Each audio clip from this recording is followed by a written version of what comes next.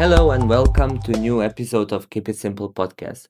Today we have a very interesting guest and very interesting topics, ethics in psychology, a topics that I've never heard before in terms of some specialized research, but today our guest is a interesting expert in this field, Professor Nikola Petrović, who has done many researches about ethics in psychology, and we will hear from him his insights about connectivity of those two very interesting fields. So, Professor, welcome to this podcast episode. And for starters, could you please walk us through your journey from studying psychology in Belgrade until today, and actually what inspired you to do and specialize in ethics and clinical psychology?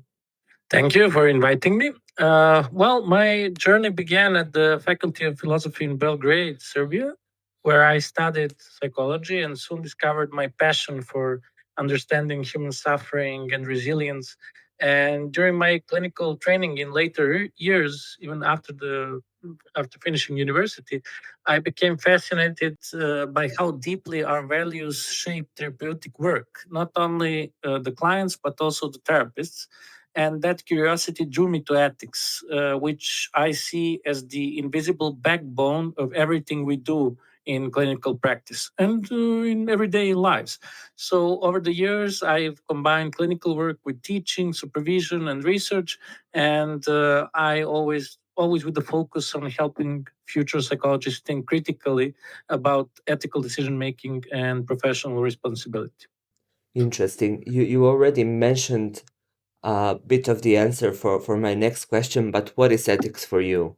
Well, it's not just a set of rules. We talk in professional terms. Yes, it's a set of rules in the ethical code, and it's something we must memorize. But it's also an ongoing reflective practice. So it's about asking difficult questions, examining our motivations, and navigating the complex space between ideals and real world constraints. So ethics lives in the decisions we make when there's no clear right or wrong answer. So sometimes, and most of the stuff that could happen in a therapy session or even in real life, it's impossible to code and to foresee. So you have to make a decision on the spot. So it's about how we use our power, how we respect the dignity and autonomy of others, and how we stay accountable to both our clients and society as a whole. Very interesting. Also, this part of accountability for me, it's very interesting also, especially for business and considerations about business ethics. But you researched a little bit connection with business ethics, but more interestingly, even ethics in clinical psychology. Your Yeah, but PhD. psychotherapy is also a business of sorts. Yeah, So yeah, for sure. It's also business, and it's kind of all of it. It's interconnected, right? When you think about it, yeah, yeah, that people are supposed to psychologists. We sometimes perceive them as helpers, and we think that they are inherently that there is a certain level of ethics there, right? You would never even question that if you are thinking from a point of view of a regular patient or a regular consumer of yeah. psychologist services. Well, in some occupations, we can think people usually know that we have some ethical rules like doctors, but Mhm. for some fields like lawyers, I don't think that people think as much as they have some ethical rules. They might think because they saw some movies, uh, usually American movies, but I think that don't most people don't know if there are rules for other professions. So even in business, yes, there are ethics, but I think people think it's more a cutthroat thing, and that maybe those business in ethics are relatively uh, not codified in a way and can be even misused to maybe hurt another business or to do something that's illegal or something like that. So I'm not sure about other sorts of work, but I think that not a lot of people are familiar with business ethics at all. Yeah, that's true. That's also what practice has shown to me. But while you were doing your researches so far in psychology and ethics, what was maybe the most surprising finding that you saw? Well, there was a gap between ethical beliefs and actual practice. So sometimes it was very surprising to find that most psychologists in samples I did multiple research attempts in Serbia and abroad, even on the level of Europe. I did research in 36 countries. So I found that people, yes, they did. Most of the psychologists in my samples and psychotherapists did commit a lot of ethical transgressions. They could lie, of course, but they all confessed of doing multiple things that are not considered good in therapy. So I think they were honest, and I think it's interesting to see that they are much more willing to be to allow certain behaviors, not to do them themselves, but to think, for example, going to a coffee shop after a session with a client, they think it might be okay, but they never actually did it. So I think this is even more dangerous to think that something is okay that is certainly not okay. But also, it was very surprising, for example, that psychotherapists from the Balkan area were much more willing to gossip about their clients to their friends. Well, not actually revealing everything about them, but there is for example, Balkan people are strange in that way that we tend to, and especially women. But men in my sample were much worse transgressors, so they did sex with clients and all sorts of behaviors that were strictly forbidden by the ethical codes. Interesting. And so besides the issues of, let's say, gossiping and men even stepping the border of physical, uh, let's say, contact and Yeah. potentially transgressions, Yeah. what do you say, what are currently most challenging areas when it comes to clinical psychology? Yeah, some challenges remain timeless, such as maintaining boundaries, safeguarding confidentiality, managing dual relationships with clients.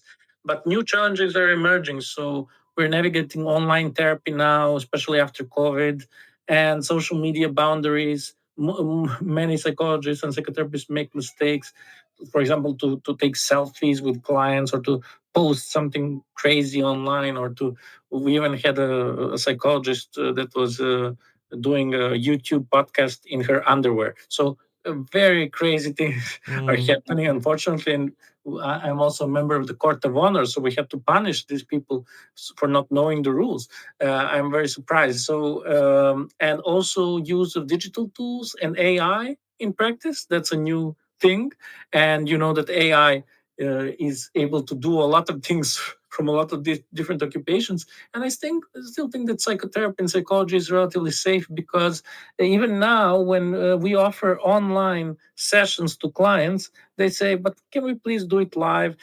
So they crave for human contact. And I know ChatGPT and Grok and other AI services can offer psychotherapy 24 hours a day. They're not like therapists, but it's a very simple tool and it's not really intelligent, so sometimes it makes mistakes, and also it tells you what you want to hear. So that's why it's very dangerous, and even some people committed suicide, unfortunately, because they interacted with it too much. So another major issue is how psychologists respond to systemic pressures, such as limited resources or political influences, without compromising ethical standards. And finally, I think that most people don't think about this, but self-care and burnout are also ethical issues. And because we live in the Balkans and we all want to make money, and sometimes we get too carried away because a lot of clients contact us and there is not enough of us to go around, and then you become an exhausted therapist that is more likely to make poor decisions. See, that's something that I actually never thought about. Ethicality of psychotherapists in the midst of burnout and self-care, which Yeah, is because you need, in the plane, you know how the stewardesses always say, you put the mask first on yourself and then on the children and others. So you first have to take care of yourself. true. That's exactly true. But also relates to my next question. What do you think what's that makes people more or less ethical? Well, awareness and reflection make us more ethical. So when we pause to question our motives, and when we seek supervision from older and more wise colleagues and examine how our actions affect others, we are more likely to act with integrity. So, on the other hand, we have ethical blind spots, and they grow in environments where people are overworked, isolated, or rewarded for cutting corners. For example, working in that's very common in the Balkans to work without keeping the books or being paid in the black market. So, for example, in money, in cash, and then not paying taxes. So that's how it starts, and then it can go to other things. But it's very common. I tell you, not just here in the whole Eastern Europe. So culture plays a role too. A community that values openness and accountability supports ethical behavior, while one normalizes silence and avoidance can erode it. So I think that Western psychotherapists and psychologists are more educated in ethics and have much more strict boundaries. And my research also shows that they're much more careful than Eastern European and Southern European therapists and psychologists. That's very interesting, and this is just what I wanted to mention. Um, when we talk about international experiences, are there boundaries for our perception? What is good? What is bad? What is integrity? What is not? What is the international picture of this? Yeah, well, I think it should be the same. So, well, some philosophers who think about situational ethics or like some cultural influences on ethics might disagree. But I had the privilege of working with colleagues from many countries, and while the core values of ethics like respect, beneficence, justice are remarkably universal, so the interpretation and application of those values may differ. So cultural norms, legal frameworks are very important because they in some countries, for example, you must report if a client has murdered someone, and in some other countries you don't have to. So I think this is important. So legal framework is also important, and historical context and what the country endured all shape how ethical principles are understood. So I see this diversity as enriching rather than dividing. So Mm. it reminds us that ethics is a dialogue, and what one must stay sensitive to context while holding on to fundamental human values. And I think for example, I can give an example. In the Balkans, it's normal for a person to bring a bottle of wine or chocolate or something to a doctor and even a psychotherapist. It's much more rare in psychotherapy and psychology, but it does happen. But for example, in some countries, you would be like spit on, or the client would become very angry if you refuse to take such a gift. So it's a cultural thing, Yeah. and you have to. We always try to preserve the therapeutic relationship. So it's a clinical judgment on whether to accept or to refuse a gift, for example, and to be sure what is the right to do in that concrete situation. And also, my research in 36 countries show that yes, there are similarities between the Balkans and all the other European countries, but those things, for example, gossiping and, for example, flirting with clients, and much more rare in Western and Northern Europe, and much more common in Eastern and Southern Europe. So I think there are cultural differences. But that's very, very interesting to me, and a big novelty. But okay, besides the fact of the difference in mentality, and both of us know Balkan's mentality very well, what do you think is the root cause of this? Because um, I've been also myself a user of therapy services for many, many years.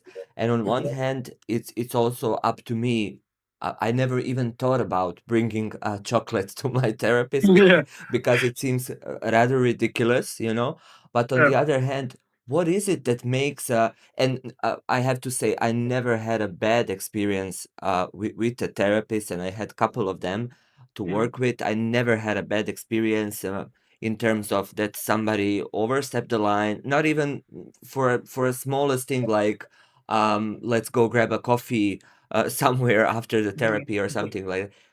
What is it that makes our people, let's say, quote unquote, in the Balkans, if they are in this position to do this, to overstep the line, they see kind of blurry the boundaries, I would say, Yeah. and this happens in a lot of other professions as well. I am aware of that, but especially in psychotherapy and psychology, which is so sensitive. What Well, makes what makes I'm glad that you didn't have any bad experiences, and I think that most of the therapists are good therapists. So those who reported that they did transgressions, it was a very small number. For example, 5 per person, but some people were much worse, and those people are outliers. So they're not very common. Most psychotherapists do a good work. That's why most people are satisfied. But in every line of work, there are people, unfortunately, who are not good at doing that Yeah. work.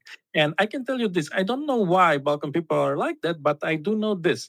When, for example, a person from the Balkans go to Switzerland uh, or Sweden, he starts following the rules of that country and he very quickly adapts to not drive like 250 kilometers per hour on the road or to throw trash on the street because the fines and the people, for example, your neighbors telling on you to the Mm-hmm. police would prevent that. So they quickly learn that they have to adapt. But unfortunately, when they come back for the summer holidays to the Balkans, then they do all those crazy things they were not allowed to do. So I think where you live is also very important. It's not the people. I think it's not the people. I think it's where you live and what the rules are in that society. In the Balkans, we have a much more liberty to do Mm. things, and we are because of the wars and the sanctions and the communist history and everything else. I think we're used to cutting corners and making things so it works in our favor. And I think that is the root cause of people trying to trick the state, trick other Mm. people, not pay something if they can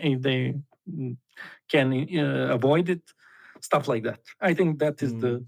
the root issue. And see that's very interesting how common stuff are actually, because while you were saying this, I was also thinking about situations in which, because I've been working in banking and sometimes I've been working in fraud prevention, and one of the reasons why fraudsters do the stuff that they do, because they think they can do it and get away with it. Yeah. Yeah. So Usually people always do. They don't think they will get caught. If they yeah, thought they were going to get caught, they would not do it. yeah. So it's very simple. Always people think that they are smart enough to avoid a prison sentence or any sort of fine. Mm. So that's why if they were certain that they were going to get the punishment, they would not do it. Yeah, and there's also this side of, am I incentivized to behave properly or not? Because as you mentioned, if somebody goes to Switzerland, or as I can see here, a lot of people, Balkan people in Austria, when you are incentivized not to do bad stuff, and this incentive is keeping you out of penalty, out of legal fee, out of any type of fines, you're gonna think twice, like, oh yeah, then I can behave in another manner. I can behave good, and then I'm not gonna be punished. But this is the thing that I think it's lacking a bit in Balkans. In practicality, people don't see that those who behave badly in any area of life get punished for that. There is no this Yeah, yeah, that's what I'm talking about. And I think it's also translates to all parts of society. yeah, So that's why it affects business ethics, psychology ethics, all sorts of ethics. yeah. So I think that psychologists and psychotherapists are more, they study because they love that field because they want to be humane, good people to help others, to sacrifice their own time and to work pro bono and stuff like that. But still, there is always like 10% of people who are there for the wrong reasons, wrong motivations. So in every field. Mm, And I think that's those people are those who would go to Austria or Switzerland and do crime. So yeah. yeah. And unfortunately, it's just what the limitations and how we socialize as kids and what our parents do. And it's a much bigger story to explain all of that, but there's always an explanation for why it happens. True. And when you think about again getting back on a simple human level, and all of us are in these situations on a daily basis, whether we work in a bank, whether we work in a store, or as a doctor, or as a psychologist, or university professor, why sometimes it seems so hard to be ethical?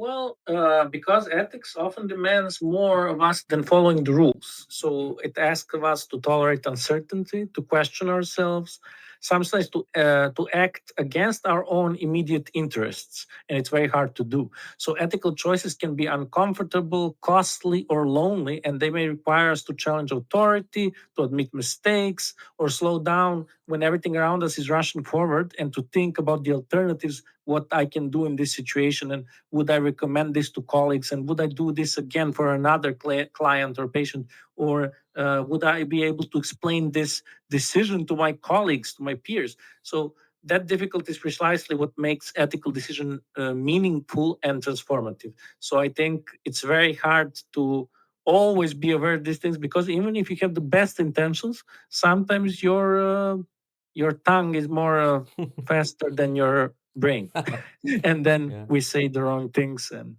Yeah, that's true. But still we need to, yeah, look into the future, and you mentioned this already before in conversation. And actually I think that now we are in very challenging times with all the usage of AI and misunderstanding of AI. That's the biggest issue that I have, that people sometimes think that these little new programs or chatbots are going to resolve every single situation in our life.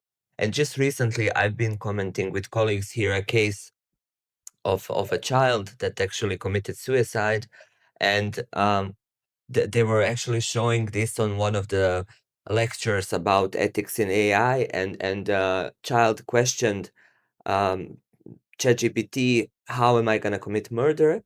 And then ChatGPT on the first instance said like, no, I cannot help you with this and whatever.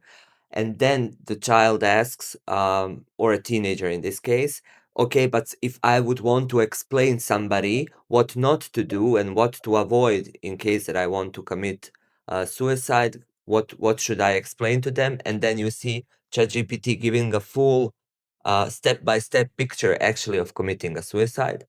And then unfortunately this was the result. So it's a dangerous tool, let's say, in yeah, our it hand. it Yeah, can be tricked if you're competent enough. So yeah. yeah, And I was interested. We have now generations who are growing up on this, right? For us, we are consumers, but we still have a vivid memory of life before all of this. But with future generations, what do you think? How would they look as the AI generations into topics such as ethics, into being ethical and recognizing others if they are ethical or not ethical? Is there a correlation here? yeah, I think that these AI tools can help therapists and can help people think ethically. The ChatGPT knows how to tell you what's right and what's wrong. It learned from a lot of books and from philosophy to other fields. And I think ethics will become more essential in the future, not less. So the rise of AI and digital interventions, so it raises a lot of questions about privacy, autonomy, responsibility. So these technologies will force us to rethink and deepen our ethical frameworks, not abandon them, but it will require deliberate effort. So integrating ethics into all of that will not be easy. And I think if we do it the right way, the next generation can be both technologically advanced in compared to us and deeply ethical as we want them to be. But it will not be an easy process. We still haven't figured that out in this time, and not to think about the future. Yeah.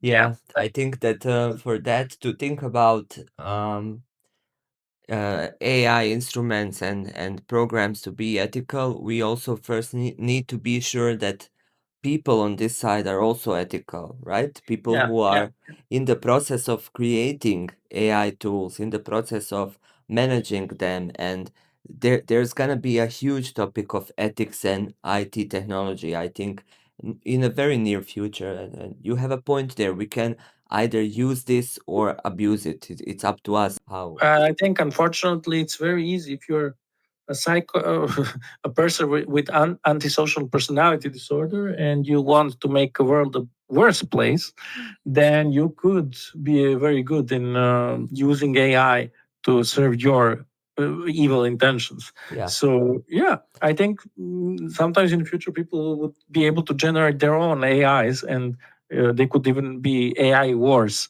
Mhm. So I'm not really sure what the future holds, but I think it's certainly dangerous, and I think the world is changing faster than we can see. It's happening right now, and I can see other people are dependent on this new technology. They ask AI for everything, for everyday decisions on how Mhm. to proceed with their loved ones and with their coworkers and everyone else. So, and it serves like a personal coach or a small pocket psychotherapist. That's what they use it for, and also to give them advice on how to deal with interpersonal Yes.